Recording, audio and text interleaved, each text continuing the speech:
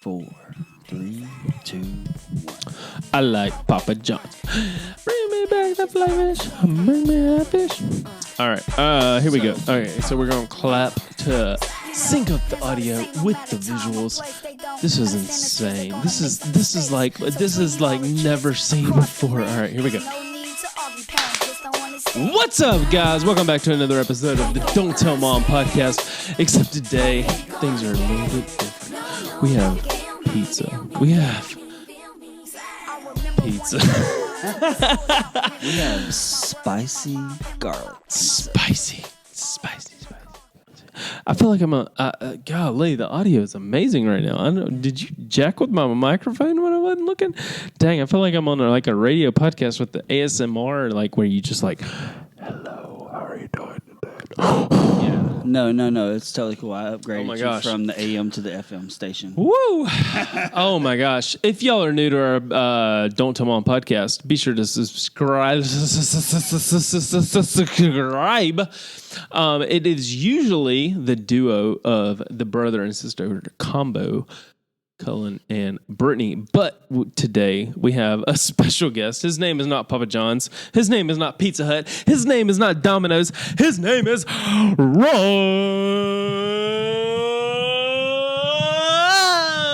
Dude, did that sound like I ran away from you for a minute? Nicholas. That was dope.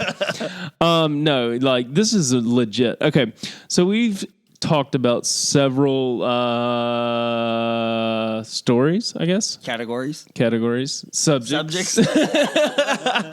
In the past where I've had to monitor and edit out his name, and I'm like, subject is not available. Let me just go with it. And I kept telling the story, but this is the subject. So if it was non-acceptable, non-appropriate, not supposed to be said, it was probably me. Yeah.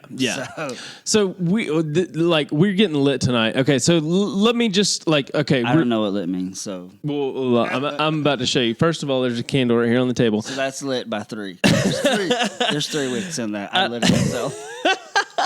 I don't even know if I can tell this. But second of all, we've got a Papa John's sausage pizza. We also have 2 others upstairs. But Papa John's just released this spicy garlic sauce tonight. If y'all have ever tried it, hit the thumbs up. Favorite this podcast.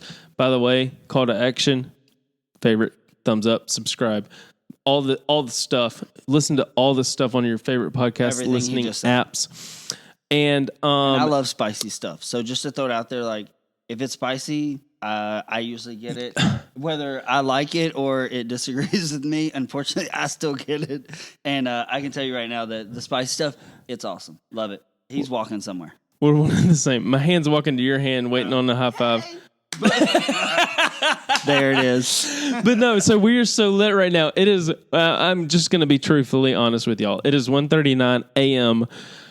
CST, and we don't even care. I texted my sister and I said, I'm from EST, so if you can imagine what those digits are like. So I texted my sister, the other half, the better half of the Don't Tell Mom podcast, and I said, yo, Ron is in town and we're about to film a podcast. She said, yo, go for it. So I was like, all right, here we go. So this is like an exclusive behind the scenes look at Ron. If y'all don't know Ron, he's actually been in several of our videos, the baby food challenge. Yes. Do you remember that? When it says baby food, it should have said the Cullen food challenge. Because when it comes to smells or taste and have a sensitivity to it, Cullen. Oh my God. And then there was that one challenge where our wives picked out different items and we didn't know what they were. Do you remember that one where it was like dog food one time and then green beans the next, or anchovies or black olives? I don't know, because I love half of those now and I didn't like it. So my daughter, who is 7 now, has come home and taught me that, and I know this is probably totally off subject, but she's taught me that my taste buds change every 7 years. So tell me a little bit more about yourself. And if I'm stuttering, I'm sorry. It's really late, and we have been indulging in the best of the best this night. I've actually beat Ron on ping pong a couple times tonight. So my endorphins are like really flaming right now. This just is like the epitome of what a podcast should be. So, yeah. Okay. So Ron, let's just take it back a notch. Okay. Here we go. Here. Okay. Back in my day and back in the 1990s, we used to call that simmer down now. And Dean? What was that? Ashton Kutcher and Dean? And Dean. So no, okay. Let's just recap to give you a little bit of clarification and backstory here. Me and Ron met in high school, I guess. We didn't go to the same high school, but we met while we were cheerleading. Is that accurate? Or did we meet before? Did we meet during cheerleading? Like, seriously? Yeah. Okay. So we met during cheerleading, and that's just weird to think about. Like, when you think about your son, like I'm just trying to picture like Brooks meeting a dude that he's eating pizza with, filming a podcast 36 years later. So when I'm thinking about, I don't mean to laugh right here. We just had a little technical audio difficulty. There's like no judgment at all because I was a male cheerleader and I cheered in college and we cheered together and competitively, and I have a lot of friends. But I can only imagine like in 14, 16 years, 17 years that my son comes to me and he's like, Dad, I'm so excited. I can't wait to be a male cheerleader. Can we just talk about cheerleading for a minute? Like, and I mean this in the most like heterosexual way. Like, I feel like and even when we were cheerleading, there were several. Can you be addicted to that? Because I was addicted to cheerleading. No, seriously though, there were several like football players that would come in, and even like the coach would be like, "Y'all, this is a harder workout than your football practice." And I remember like it was strenuous, like it was tough, not mentally, but not only mentally but physically. Like we were like sweating. And then if you drop a girl, your ass ran. You were gone. You do not drop a girl. And we used to get like freaking beat up about it. Like seriously. Yeah. So the difference between Cullen and I was, so I played football for 15 years, and Cullen did not. I wore Speedo. Right. He So wore Speedo. Cheerleading was It's obviously very similar to cheering. Just kidding. Right? I did wrestle though, so I wore singlets. Oh, So true. That's very similar to that. But you know, in playing football for 15 years, I can honestly attest to that story that it is the hardest workout that I've ever done. Even to this day, like I've done T30 and Insanity, P90X. Yeah. I'm just telling you, when people are coming flying at you with elbows and all these different things in your life, and their life really is dependent on you Literally saving them. Yeah. And making sure that you don't make a mistake. Dude, we used to have the best basket. You remember that? We were like, oh yeah, let it go. Oh yeah, get it loose. She would have died right there. Whoa! Oh man, we could throw a girl up so high. Like, and there's those certain people, just like in life, that you click with. Yeah. Like when you get the noodle going or the soup bowl or whatever you want to call it. So do you want to back up? Yeah. So when we say when you find people that you just click with, so it's funny because Cullen and I think we clicked right off the bat, right? Yeah, that's so crazy. Like, okay, so I met Ron through cheering, obviously, but then I ended up moving out of my house and then finding Ron literally down the street. He was on the side of the road, and I was like, "Hey, come pick me up, dude." No, I'm just kidding. But no, he was like well established at the time, you know, and it was just like somewhere that I could. I was blessed to be able to go into your arms, essentially. Like, you were my second family, my other family that I didn't even know I needed at the time. Right. You know, it was one of those things. And it was I think every child or every teenager or whatever you want to call it goes through this time where they get in these arguments with their family or these issues with their parents, and you were there, willing with open arms, and I'm thankful till this day, obviously, for that, because it like helped me grow, and like we didn't just grow. You didn't just help me grow as a person, but like we grew together through our struggles and our triumphs. You know what I mean? Is that a word, triumph? Yeah. It is 1:50 a.m. now, folks. So, and that was the thing. So, kind of what we were talking about at the beginning was the idea of that we kind of met each other in cheering. So this is, I think, both you were a senior, right? Yeah. We were both seniors, so we met in cheering, and then just like most people in high school, you then go to college, and there's kind of like that you stay at home or you go off and stay on campus or some of that nature. And so the backstory behind that, and I don't know his exact story of what happened, was like as soon as I graduated, I moved out, I got a house, I found a place, and that's where I stayed. And so I kind of set up a you call it a safe haven. Yeah, totally. Before he moved in with me, my cousin lived with me, who was older than me. Yeah. But I kind of found the place, secured it, fixed it up in the best possible way that you could. A place like You're a handyman. Yes. Like literally a handyman. Like dude's got any tool you need. Like if you need a tool, just like you need a DeWalt 48-volt drill with a battery charger. You better go to Lowe's or Home Depot. Like, them things is expensive. You need a Sawzall, he's got it. Like, couple of them. He will freaking fix your plumbing. He will do anything. Like legit. Like and that's where a lot of the learning and everything came from, and we grew together in that aspect. But yeah, and so we. I know where we're kind of going here in just a little bit, and I'd love to give the backstory on where we're coming from. And it was actually a great aspiration, because not only did Cullen end up having kind of like that moment with family, it's like, I love you, but like we're just kind of butting heads, and I need my own space.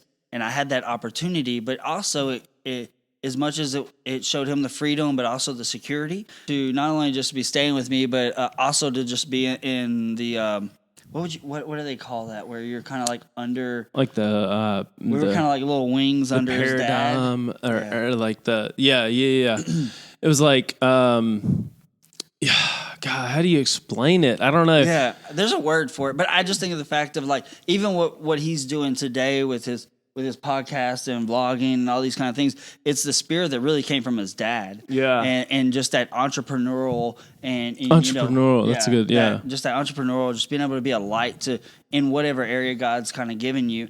And so I got to be a part of that and see that.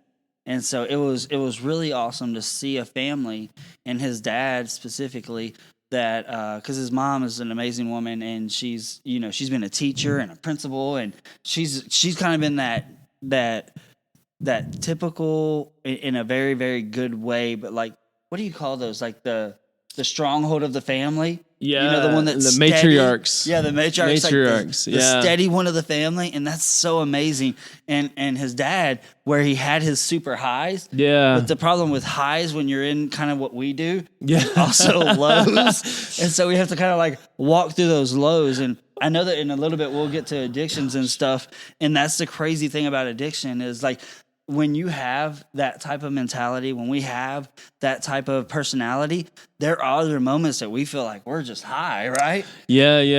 And it's almost like in those moments, especially when we're like these punk little like rock stars that know everything, and our dads and our parents are dumbasses, and like it's like, golly, why are you doing it like this when you could do it like that? I just took an algebra quiz and aced it. What are you talking about, dude? But your dad's like, just go do this, just go do that, and da-da-da-da. But, yeah, me and Ron ended up, it was one of those bonding moments throughout not only extracurricular activities with cheerleading, which is obviously like one of those, like with girls, relationships, living together, drinking together, partying together, everything else. But we then work together with at least 3, if not 4 jobs. God, like I say I followed, but like we both were like, he's like, I got a job. Okay, that job, I'm getting fired from that job, or that they're laying me off at that job. Okay, I'm coming with you, dude. I'm leaving with you.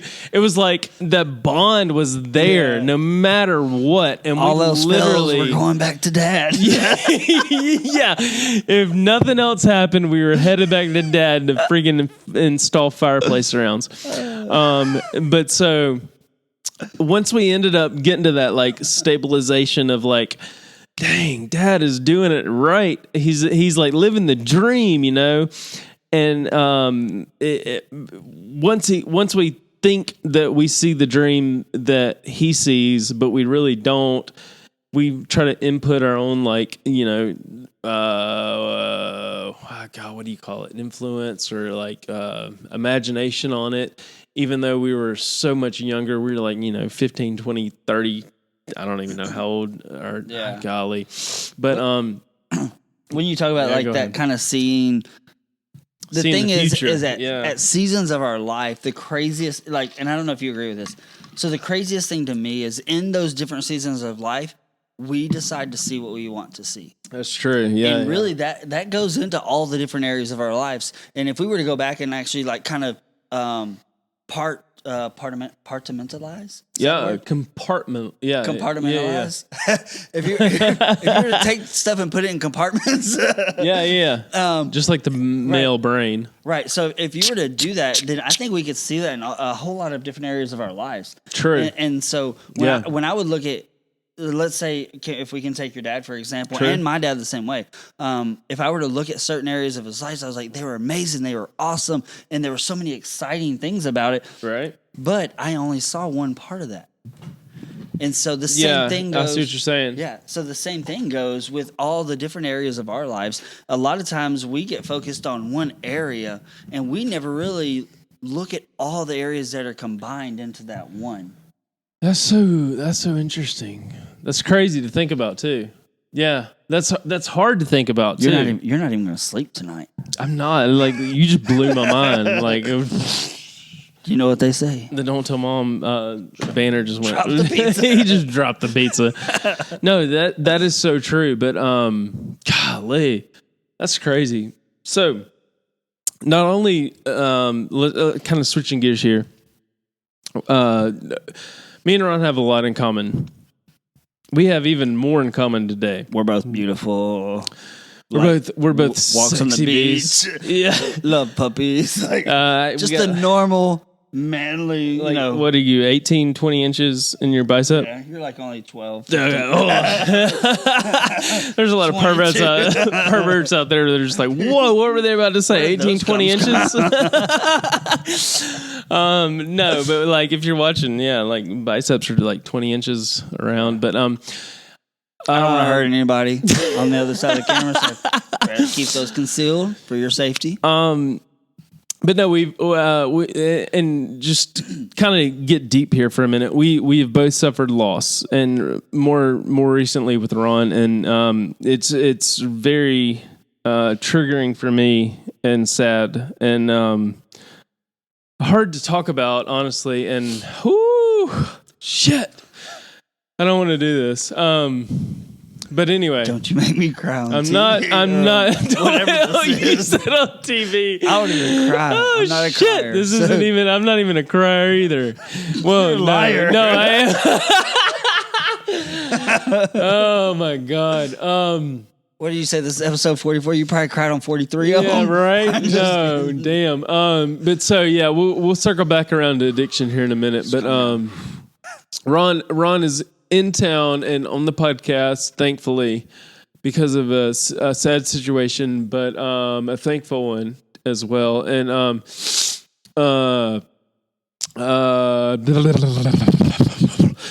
do I do this? Shit. Damn. What? Where's Britany? when you need her. Brittany would be here and be saying shit that I wouldn't even be thinking about. So what he's trying to say is that I'm in town because my father passed away on Wednesday. And so it's just a couple days ago. And so I'm here for a funeral, and Cullen's, I had to experience that, been 4 years ago now. Yeah. And, it's crazy, man. It's even been harder so because relevant too. It's still so strong, and that's what's so crazy. Is like 3 days ago, I gave away the truck, and not gave away, but like got rid of the truck that my dad drove, and I haven't really even expressed that, but like literally 2 days ago, I just had some strong feelings, and I just shared an Instagram post, and then like the next day, Ron hits me up, and I'm like, "What the going on? This is so crazy. This is so relevant right now." It's like God's work is so strong, and it's so incredible. And it's so full circle. Yeah. It's so full circle. Like just like this pizza is only half circle, but it's so full circle. It's so crazy. It just wouldn't happen any other way, and it's crazy. Keep talking. I'm gonna go check the cameras real quick. But God dang it! And so I'm in town for that as we're kind of going through these reminiscent of old times, and it's actually one of those crazy stories of talking about addiction and different things of that nature, and knowing that for us, I know for me and from his story as well, that addiction, a lot of people look at it as it's my struggle. I have to deal with it. The only way I can overcome it is by what I do. And we don't ever think about, and this is a personal belief here, I guess you could say, and I know there's others that have similar beliefs, but that we don't ever think about it being something that's generational. We don't think about it being something that's passed down to us. Yeah. It's not something that's taught to us. We just think it's something that we struggle with on our own, because when it becomes ours, we forget about where we came from. And we forget about the struggles that we had before we got to this struggle.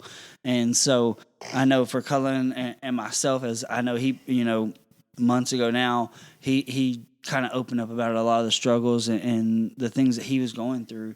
And I know that, and we actually haven't talked about this, and it is something that I've talked to my wife about, and that is like, even for me, like, I don't drink a lot, but there is the conviction that like my grandfather was an alcoholic. My uncle's an alcoholic.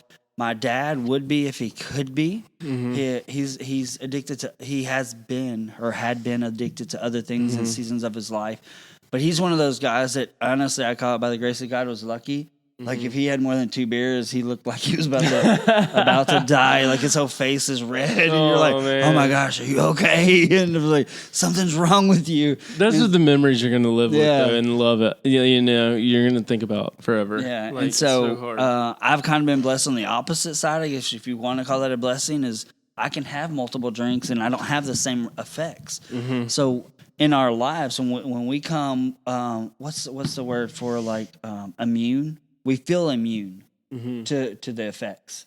When you become addicted to something, so I'll give a great example here. It's like the first time you had a beer, man, you felt good. You got a little tipsy. You're like, man, this is I like beer. And then the more you had, the more it turned into 2 beers. Let me take another sip real quick. Yeah, and it turned to 3 beers, and it turned to 4 beers, and before you know, you're drinking a 6-pack or a 12-pack, and it's taking more and more. And I think in our lives, that's been one of my hard things is, I've never really gotten to the point of like 6, 8, 10, 12 per night, but I've kind of gotten that season where I wanted to have that 1 or 2, that 1 or 2. And for me, and I know there's people that have been, and we'll talk through other podcasts and other seasons of some other drugs and some other things that we've experienced. Man, we've been through it all. Damn. that we've experienced. We're not even going to Ron's world tonight. No, we can, though. We're only 25, 30 minutes in. We can go deep. This is about to get about to get real. Yeah, this is about to get lit. So, but in thinking of that, like, if I were to say my struggle today, so we're going to talk about my struggle today, and then we can backtrack into some other things. And it would honestly be the little things. I know there's people out there that have the big things, but you know what the big things started with? A little thing. Mm-hmm. And that's always my fear. And I've told my wife that is like, that 1 or 2 beers a night here and there. Like the fear is that going to turn to 4 or 5 or 6 or 8 or 10 or 12? Is that going to turn to divorce? Mm-hmm.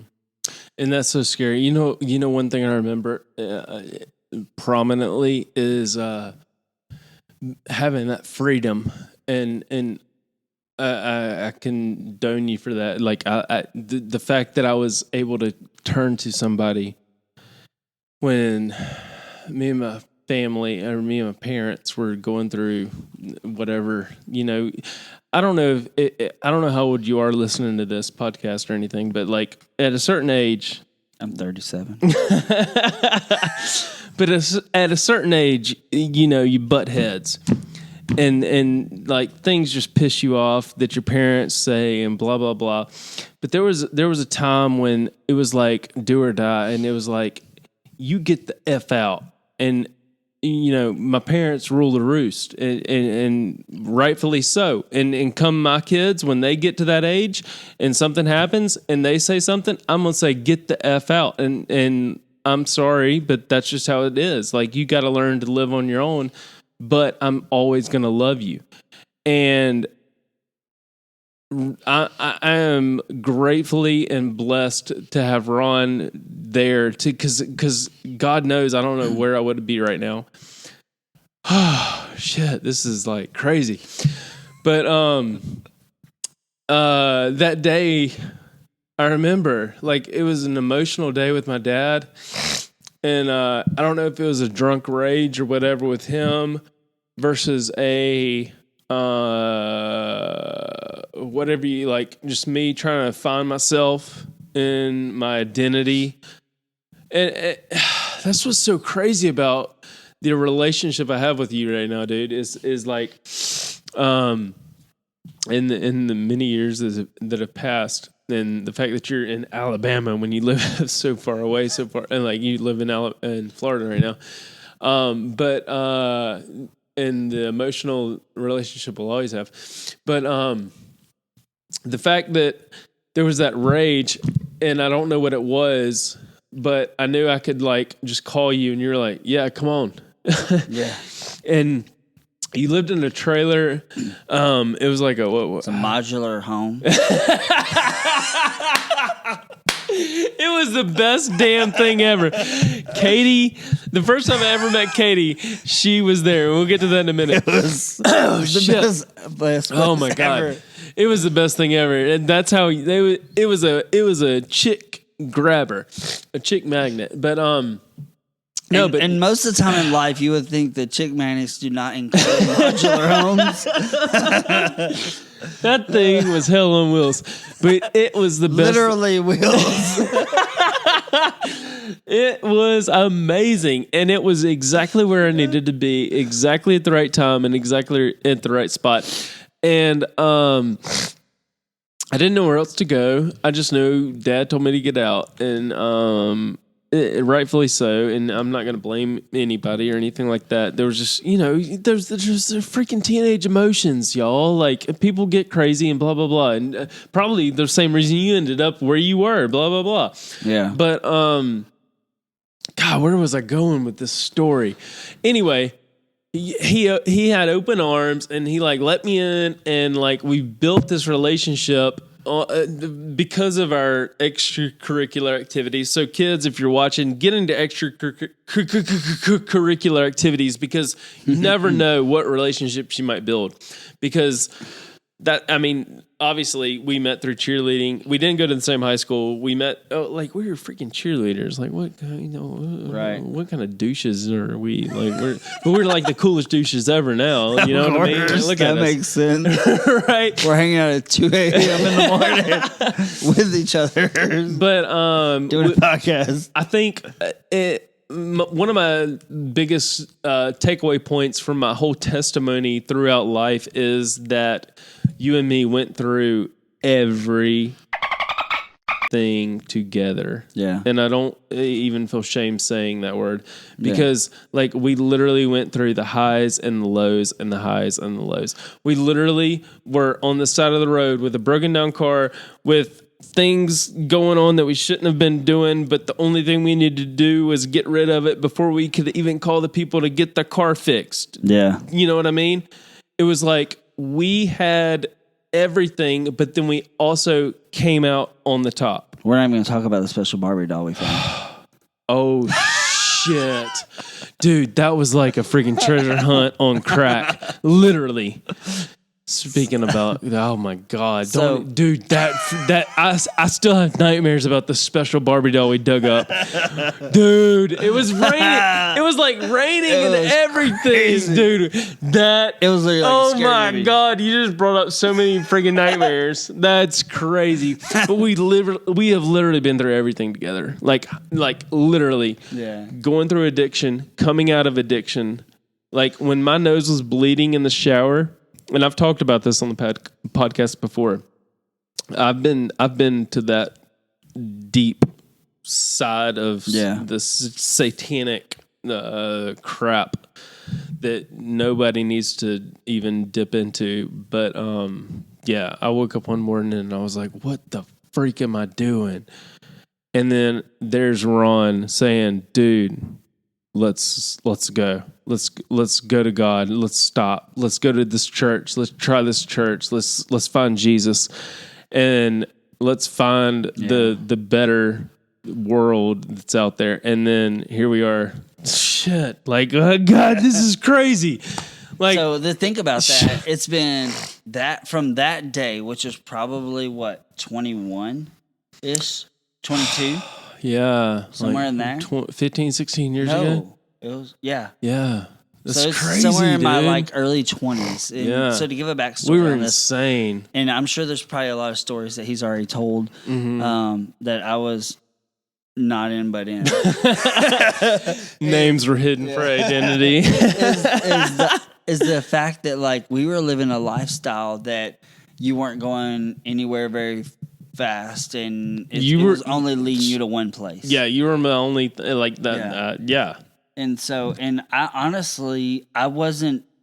There was parts of me that I felt like were very like, you know, I had listened to one of the podcasts before, and you know, I never was like, you know, I'm gonna take drugs before I pay my bills. It was always a bill first mentality, but it was always like, well, we can figure out how to get around that. Like we can pay the bills, but still like figure out how to get what we needed. I remember we used to sit down in that little mini office, which we eventually made like an efficiency bed folding out room for me. Awesome. Because you wanted to get another roommate so we could do more drugs and stuff. Not really.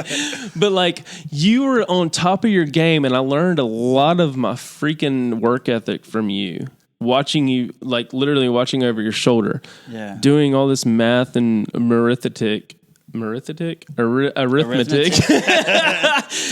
is tomato 2:13 a.m. But watching over your shoulder do all this at that early age by yourself, being like, why the hell am I not like this?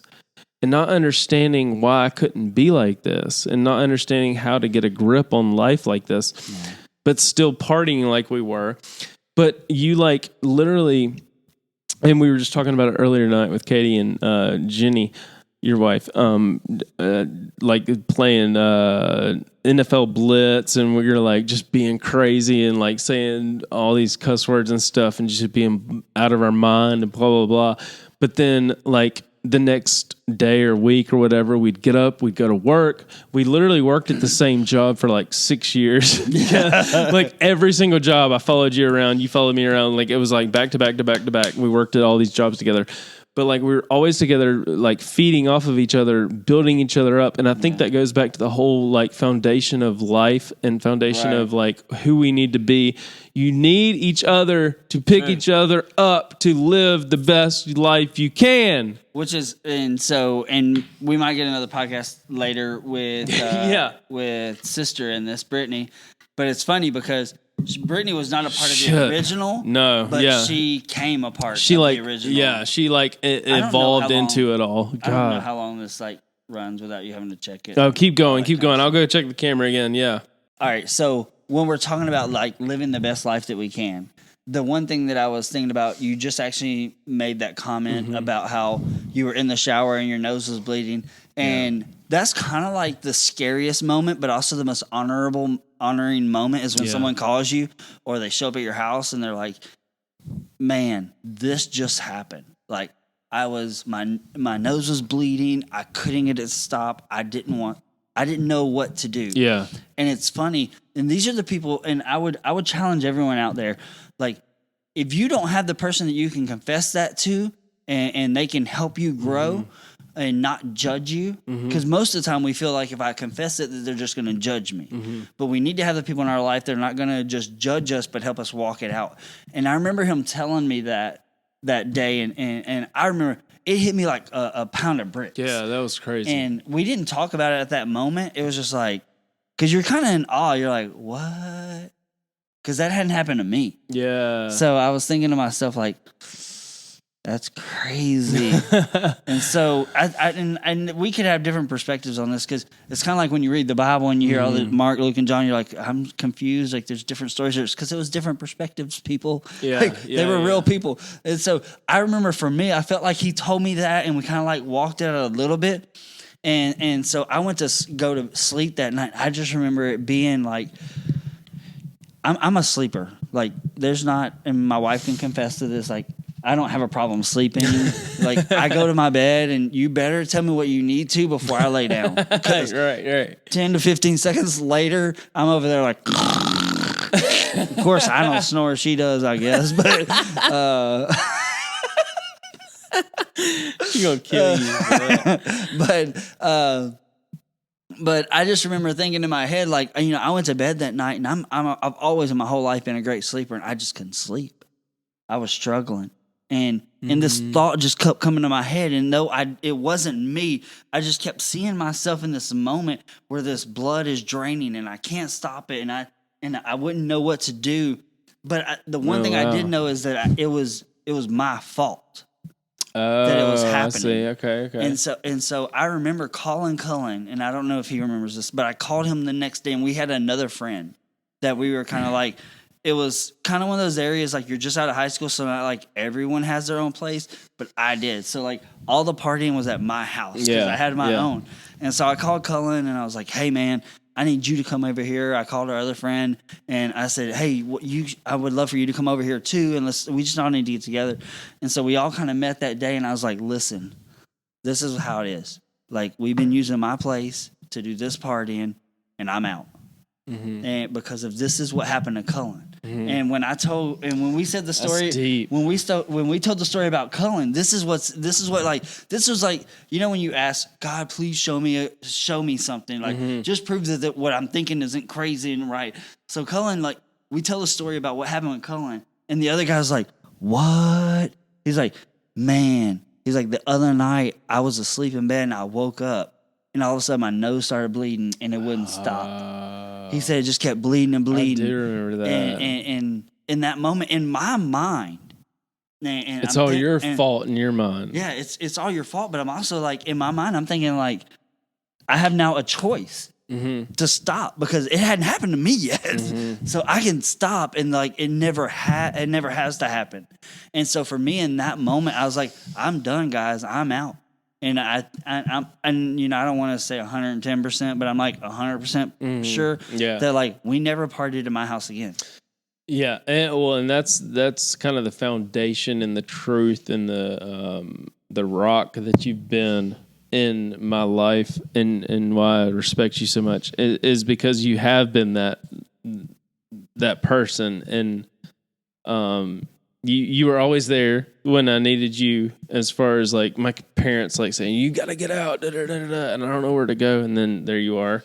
And like tonight when you came over, and I was like, look, there's the same freaking love seat or love bed or the you know, up in the playroom. At the old house. Yeah. At the old, like freaking 20 years later, that wrought iron thing that my dad, who has passed away now, and all that, which you're in town for, it's just all so crazy how it's full circle. Yeah. And golly, and to to go through so much deep trauma, yet fun at the time trauma. I mean, I'm not going to sit here and lie and tell y'all we like you know. I think everybody goes through a party phase or whatever, but like we had some hellacious parties. Like those were some of the best times of my life, and I don't think they would have made me who I am today without you. And I think the fact that if it weren't you, if it were somebody else, and if it were somebody that was just like, okay, F you, like, okay, get out of my place, like, this would have been a totally different podcast. But like the fact that you were able to like recognize that, you know, you had the calling and the presence, you know, based on your history and your past and who you are as a person and your foundation, to pull out of that deep struggle in that time, it just proves to me that, you know, you're someone that's like just so freaking strong, and that's why I wanted to like just we're sitting here like, oh dang, Britany's not here, but I just wanted to sit here and freaking film this because I'm like, this is amazing. You're sitting here like we have so much history together, and you've been in so many of the podcasts, and God, I respect you more and more every day, even though I don't answer your calls. He gives me so much shit because I don't answer his freaking calls, because there's so many days where I'm so busy. And I can, but I don't. And like, I'm just like, I'm not mentally and physically in the I don't know. It's so hard to explain. And if you've been in those struggles where you're just like, and can I add on to that real quick? You can add whatever you want, brother. I'll be the Britany for the moment. Thank you. As I think about it, you know, and I wish I could talk to everyone out there, and it's like, you know, from that point of our life, I've far from been perfect. I've definitely fallen back into areas I didn't want to fall into, but a lot of your destination depends on who you surround yourself with.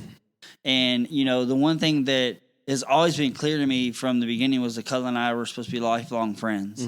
And, you know, something that when you know you have a friend and a friend for life, you can't ever give up on them. Whether they answer your phone calls, whether they answer your texts, whether they don't. And so wherever you're at, if you're having the guy that's calling you or texting you, and whether it's once a year or once every 3 months or however far it is, like at some point you just need to answer. Yeah. At some point you need to reach out, because, you know, God's put him there for a purpose, and he's put him there for a reason. And I know for me, like, even though we walked through that season, and actually we were just talking about it, the season of like when we had that meeting together, and this is what is so cool, and how God works things in. We were talking about the whole pizza, which is now like he broke it, so it's multiple pieces. But it's really cool because even though I knew later that he kind of was still doing some things aside, and that's the thing is like at least he was trying. Right. Cullen stayed around, and Cullen was trying to live the right. And I believe that by trying is where God shows the most blessings. And when he stayed there consistent, even though he knew he had the struggles, is actually when he met his wife. Because when he first moved in with me, he didn't he wasn't dating her. He was dating another girl. Actually, 2 other. 2, 3, 4, 5. Some other girls. Five pizza slices. Yeah. So but he was dating someone else, and through living out that season, he ended up meeting the girl that encouraged him to get back into college, that encouraged him to, you know, you need to move back home. You need, you know. But you were right there behind me, dude. Yeah. You like, I wish everybody could like find a friend like Ron. Like that's what's so crazy. Like it's so hard to explain when you have that like intimate relationship with somebody that you've been through every single, like literally up and down. Yeah. And then back up again. It's not just about the up and down, but it's about the back up that really perseveres Yeah. the relationship. And you've been there, dude. And you're here now. That's what's so crazy. This many years later, like, how old are we now? Like, this is insane. And you're sitting on the Don't Tell Mom podcast in my basement. And this is actually full circle. Don't Tell Mom as we're in a basement. We don't live in his mom's basement. Have you ever said that on your podcast? Yeah. Just to clarify that we're not in your mom's basement. We've probably said that a couple times. And just but as I always want to clarify that, like, none of us are perfect. We're all making mistakes on a daily basis. And really, and Cullen, I don't know if he would say it on here or not, but, the me being here today was a 2-year process of being consistent. Mm-hmm. And my prayer is that really for anyone out there that, like, you find those friends that will chase you for 2 years because they know the potential that you have. Mm-hmm. Because they know the person that you're with, or they know where you're at in life. There's so much more that's for you out there, and not saying that they're not going to be the light to the end of the tunnel, but I think that they can be a stepping stone to help you see the light to the end of the tunnel. That's amazing. That's good. That is freaking good, dude. Like, you should be a preacher, son. God, maybe one day. Maybe one day. Golly. That was actually, it's a great quote, and I'm going to see if I can even say it right or remember it right. And, the greatest thing about all of us that we can ever become or we can ever do is the thought of knowing, and I've probably read this in books, and I've heard this from pastors, I've heard this from other speakers, and it's the whole idea of, like, you can either let your past define you today, or you can let your past refine you. I've heard that, yeah. And so when I meet people and when I talk to people, the whole idea is that, like, we're not letting yesterday decide what we're going to do today. We're going to let yesterday make us better today. It's funny, and I don't know how much time we have on here, but it's all day, baby. All day, all night, technically all morning. But it's amazing to think about how much you think you might be blessing someone else, but you're truly receiving the blessing. And I know that That's amazing. He's talking about how, like, I was a blessing to him, but he doesn't realize by the way that he walked things out and the way he went back home for college and the way that, because there was a season that he probably doesn't remember, doesn't know, or maybe he does, that I went back home for about a couple of months to try to pursue college again. And then, there's just so many things that they, as friends and as I don't know, how do you say life partners without it being awkward? Life friends. Right. that God puts people together so that you can continue growing. Well, I think you hit the nail on the head right there with God puts people together. And it's so crazy. We were playing ping pong earlier tonight, and then we just kind of started, like... He won-ish a game. He won-ish a game. There's always that competitive aspect. But just the fact that the similarities throughout our relationship have been so intriguing. And then to go through what you're going through right now, and prayers to you and your family, and golly, my condolences to your father. And I completely understand everything. It's just, I wish I could, like, bottle up every emotion that I have right now and just hand it to you and put it in your pocket like you've done for me over the past 12, 13 years and just give it to you. But it's just one of those things that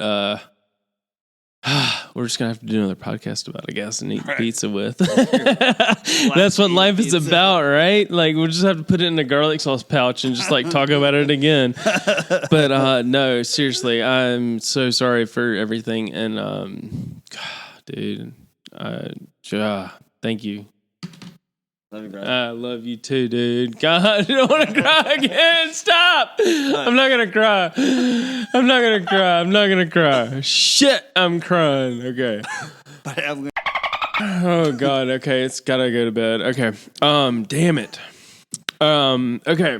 Oh well, that does it for another episode of Don't Tell Mom. Everyone knows why he's crying because he's about to get beat at people at 2:30 in the morning. Man. I've linked all the freaking videos Ron's been in. He's been bent over in on our videos. That's only one, I think. I'm just kidding. Golly. Oh my gosh. Okay, so what do y'all have? Y'all have 4 kids? What is going on? Why do y'all keep having kids? Y'all got 4 kids? 1, 2, 3. Well, 4. Nobody explained to me how that happens. And at 37, the doctor said he could do this clippy thing. You don't just throw them in a cheer position and they pop out. You have to actually do some work. So he's got 4. Is that right? 4? I have 4 kids. Yeah, 3 girls and 1 boy. Oh my gosh! And his boy is friggin' adorable. 14 weeks, is that right? Yeah, he's oh my gosh! Already. We dyed Easter eggs tonight, and oh my god, their 3-year-old got readier, quicker than our 4-year-old. Yeah, Lee. I was confused. I was like, what is he saying? They are so freaking adorable. Got quicker. And just like everything that we've just talked about, like so mature and like established. Golly, there's so much like lifestyle work and what I don't even know how to explain it or describe it. Like it's things that you don't even realize that you do that your parents didn't even teach you, but they did, but you just learned because you're so freaking intelligent and smart that your kids pick up on and you see it through. I'm learning more about you through your kids than I am about living with you for so many years. She's just a genius. Your freaking kids are incredible, and you're a dumbass. But I'm just kidding. But damn, skips a generation. Golly, y'all go follow Ron and Jenny on what do you do? What do you got? I have no idea. You don't even have any. You have to ask my wife. If I figure out what their links are, go check them out below. Instagram and Twitter. There's something in their Twitter face and Twitter face, Instagram link, Twitter face bio stuff. Yeah. But yeah, thank y'all for watching another episode of the Don't Tell Mom podcast. Send your prayers and thoughts to Ron and his family as they go through this incredible time because it is a life learning experience and it will only make everybody stronger. I promise. And God, I don't even know. I hate ending things like this. This sucks, man. Even though it was so amazing. Yeah. Well, shit. If y'all are still going to be here, sing a song for him. Yeah, you want to sing a song? Yeah. What are you going to sing? Sing something. I just want to hear you sing now. You got in something funny. We need to clearly get the mic buffer on. Can we do prop me up beside the jukebox? Yeah, sing something. I seriously want to hear you sing. Ron used to drive a red Mustang 2-door, almost convertible. It could have been. Except it was a hard time. That was the one that broke down on the side of the road and we had to like get rid of everything. But no, seriously, sing something. I just want to hear. I don't sing though. No, I want to hear. My wife does. Just sing something. Just sing. Like I just want to hear you sing. Something. Just sing anything. Something. Oh my God. All right. That'll do it for another episode of Don't Tell Mom Podcast. We might be back Monday with Ron and Jenny and Katie. I don't know. They may still be here for maybe all this Britany. Fun. And Britany. Oh, yeah. Britany will be Hopefully here. Britany. Oh my God. All right. We got a lot of pizza to eat and play. Love you guys. Right. You have a great night. Thank y'all for watching.